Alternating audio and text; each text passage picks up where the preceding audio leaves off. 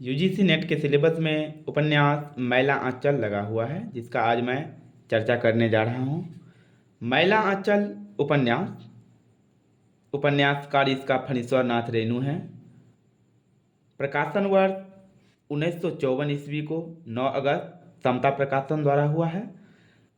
लेखिका फणीश्वर नाथ रेणु जी का जन्म 4 मार्च 1921 ईस्वी को बिहार के अररिया जिला में हुआ है। कहाँ हुआ है? लेखिका फणीश्वर नाथ रेणु का जन्म 4 मार्च 1921 ईस्वी को बिहार के अररिया जिला में हुआ है और इनका मृत्यु 11 अप्रैल 1977 ईस्वी को हुआ है। रेणु जी का बचपन का नाम फणीश्वर नाथ मंडल था। क्या था? रेणु जी का बचपन का नाम क्या था? फणीश्वर नाथ मंडल था। ध्यान दीजिएगा आप लोग। सन 1942 में काशी से इंटर करने के बाद, कहाँ से? सन 1942 ईस्वी में काशी से इंटर करने के बाद वह स्वतंत्रता संग्राम में शामिल हो गए। कब शामिल हो गए? 1942 ईस्वी को स्वतंत्रता संग्राम में शामिल हो गए। 1950 में रेणु जी ने नेपाल क्रांतिकारी आंदोलन में भी उन्होंने भाग लिया। कहाँ भाग लिया? नेपाल क्रांतिकारी आंदोलन में 1950 ईस्वी में उन्होंने भाग लिया। मैला आंचल उपन्यास के लिए इनको पद्मश्री पुरस्कार मिला। क्या मिला? पद्मश्री पुरस्कार इनको मैला आंचल के लिए मिला। इसकी कहानी मारे गए गुलफाम पर तीसरी कसम फिल्म बनी, जिसे हिंदी सिनेमा में मील का पत्थर कहा जाता है। क्या कहा जाता है? मील का पत्थर कहा जाता है। और इसे सन 1966 ईस्वी में राष्ट्रपति स्वर्ण पदक मिला।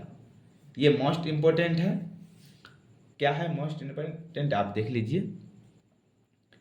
इनकी कहानी मारे गए गुलफाम पर तीसरी कसम फिल्म बनी, जिसे हिंदी सिनेमा में मील का पत्थर कहा जाता है और इसे सन 1966 ईस्वी में राष्ट्रपति स्वर्ण पदक मिला। क्या मिला? राष्ट्रपति स्वर्ण पदक मिला। रेणु जी को आज़ादी के बाद का प्रेमचंद की संज्ञा दी जाती है। रेणु जी को क्या दी जाती है? आज़ादी के बाद प्रेमचंद की संज्ञा दी जाती है। प्रेमचंद के बाद माटी की खुशबू का लेखन रेणु ने ही किया था। रेणु जी के अन्य उपन्यास जो है मैं बता रहा हूँ, आप लोग ध्यान दीजिएगा। प्रति परिकथा 21 सितंबर 1957 ईस्वी, जुलूस दीर्घतपा 1963 ईस्वी, कितने चौराहे 1966 ईस्वी, पलटू बाबू रोड 1979 ईस्वी। अब मैं पात्र का बात करूं तो पात्र देख लीजिए कौन कौन है। डॉक्टर प्रशांत बनर्जी है, जो एक युवा डॉक्टर है। क्या है? प्रशांत बनर्जी एक युवा डॉक्टर है। कमली है, जो किसी अज्ञात बीमारी से पीड़ित है। विश्वनाथ प्रसाद है, जो गांव का तहसीलदार है और लोगों का शोषण करता है। बलदेव है, जो कांग्रेस कार्यकर्ता है, स्वतंत्रता सेनानी में। बावन दास है, शारीरिक रूप से अक्षम है। सेवादास मठ के पुजारी हैं। लक्ष्मी है, सेवादास की सेविका है। रामदास सेवादास का चेला है या इनकी दासी रामप्रिया है। अब देख लीजिए पात्र कौन कौन है। डॉक्टर प्रशांत, कमली, विश्वनाथ प्रसाद, बलदेव, बावन दास, सेवादास, लक्ष्मी, रामदास। अब कथानक है, मैं इसको शॉर्ट में बता रहा हूँ, आप लोग ध्यान दीजिएगा। मैला आंचल के कथानक में लेखक ने सन 1942 ईस्वी से लेकर गांधी जी के निधन तक की मेरीगंज जिला पूर्णिया प्रांत बिहार के जनजीवन और परिस्थितियों का जीवन चित्रण प्रस्तुत किया है। गांव में विभिन्न वर्गों के लोग अपने अपने टोले में रहते हैं। मुख्य जातियों से में राजपूत हैं, कायस्थ हैं और यादव हैं। कौन कौन है मुख्य जाति में? राजपूत, कायस्थ और यादव हैं। इनमें पारस्परिक संघर्ष चलता रहता है। क्या चलता है? पारस्परिक यानी परस्पर संघर्ष चलते रहता है। इस गांव की प्रगति में बाधक तत्व हैं प्राचीन रूढ़िगत संस्कार, छुआछूत, आपसी संघर्ष, अंधविश्वास इत्यादि। उपन्यास की शुरुआत डिस्ट्रिक्ट बोर्ड के बंगाली अधिकारी मलेरिया सेंटर खोलने के लिए मेरीगंज गांव में सुरक्षा कर्मियों के साथ आए हैं। गांव में यह खबर बड़ी तेजी से फैलती है। गांव के लोग बलदेव को, जो स्वतंत्रता सेनानी हैं तथा 2 वर्ष की सजा काटकर आया है जेल से, उसे बांध दे लेते हैं। लोग आते हैं, उसके बारे में पूछते हैं, जिससे बालदेव प्रसिद्ध हो जाता है। क्या हो जाता है? बालदेव प्रसिद्ध हो जाता है। और इस घटना का अंत बलदेव के अतिरिक्त सम्मान से होता है। मेरीगंज गांव का पहले कुछ और नाम था।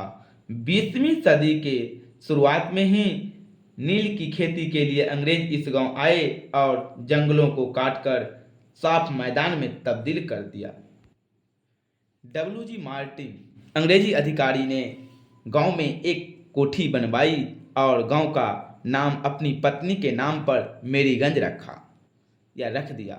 लेकिन उनकी पत्नी इस गांव में 1 सप्ताह भी नहीं रुक पाई और जरैया बुखार यानी कि मलेरिया हो जाने के कारण चल बसी तथा मार्टिन डिस्पेंसरी मलेरिया के इलाज के लिए अस्पताल न खुल पाने के कारण पागल होकर मर जाता है। 35 साल बाद, कितने साल बाद? 35 साल बाद उसी गांव में मलेरिया सेंटर खुलने जा रहा है। गांव में कबीरपंथी लोग भी रहते हैं तथा उनका महंत सेवादास है तथा यह एक 8-10 साल की अनाथ बालिका लक्ष्मी को अपनी दासी बनाकर मठ में रख लेता है। बाद में वही महंत सेवादास अंधा हो जाता है तथा मर जाता है। तो लोगों को लगता है कि लक्ष्मी के साथ इन्होंने कुछ गलत व्यवहार किया था, इसलिए ये मर गया। अब डॉक्टर प्रशांत एक अनाथ बालक है जिसे अनिल बनर्जी की पत्नी स्नेहमयी ने पाल पोस कर बड़ा किया। कितने बड़ा किया था? स्नेहमयी। 1942 ईस्वी के जन आंदोलन में डॉक्टर ने हिस्सा लिया और 1946 में वे विदेश जाने के सिवाय मेरीगंज में मलेरिया सेंटर खोलने का निर्णय लेते हैं। गांव के लोग बड़े सीधे साधे दिखते हैं। सीधे का अर्थ यदि अनपढ़, अज्ञानी और अंधविश्वास हो तो वास्तव में वे बहुत सीधे हैं, रेनू। लेकिन जहां तक सांसारिक बुद्धि का सवाल है, वह लोग हमारे जैसे लोगों को दिन में 5 बार ठग लेंगे और ठगे आने के बावजूद भी आप उनकी सरलता पर मुग्ध हो जाएंगे। यह मेरा 7 दिन का अनुभव है, रेनू। डॉक्टर प्रशांत का चुनौतीपूर्ण पहल रोगी कमली थी, जो तहसीलदार यानी विश्वनाथ की बेटी है, युवा लड़की है, मानसिक रोगी है, जिसका अनेक कारणों से अभी तक विवाह नहीं हो पाया है। डॉक्टर प्रशांत इसका इलाज रेडियो के गीत से शुरू करता है, जिससे कमली खिलखिलाकर हंसने लगती है। दोनों में प्रेम प्रसंग होता है और कमला शादी से पहले ही प्रेग्नेंट हो जाती है तथा बड़े परिवार से संबंध रखने के कारण यह घटना गांव में उतनी तेजी से नहीं फैलती जितनी तेजी से कालीचरण और मास्टरनी मंगला देवी के प्रेम संबंधों की फैलती है। अब विशेष में है, रेणु ने स्त्री पुरुष संबंधों को अपने उपन्यास में प्रमुखता के साथ रखा है। इस संबंधों में महंत और लक्ष्मी संबंध, फुलिया और सहदेव संबंध। फुलिया एक विधवा बेटी है, लेकिन उसके माँ बाप उसी की कमाई से अपना घर चलाते हैं। फुलिया खुद भी कंडक्टर सहदेव से शादी करना चाहती है, लेकिन बाप के आगे कुछ बोल नहीं पाती। आगे बलदेव और लक्ष्मी के प्रेम संबंधों को भी दिखाया गया है। मैला आंचल की भाषा में प्रयुक्त कुछ आंचलिक शब्द दृष्टव्य हैं। ईश्विरा, तीप्ते, सुराज, मुलगैन, निपुत्तर, इटिसी यानी आदि इत्यादि। मैला आंचल एक यथार्थवादी उपन्यास है। क्या है? मैला आंचल एक यथार्थवादी उपन्यास है।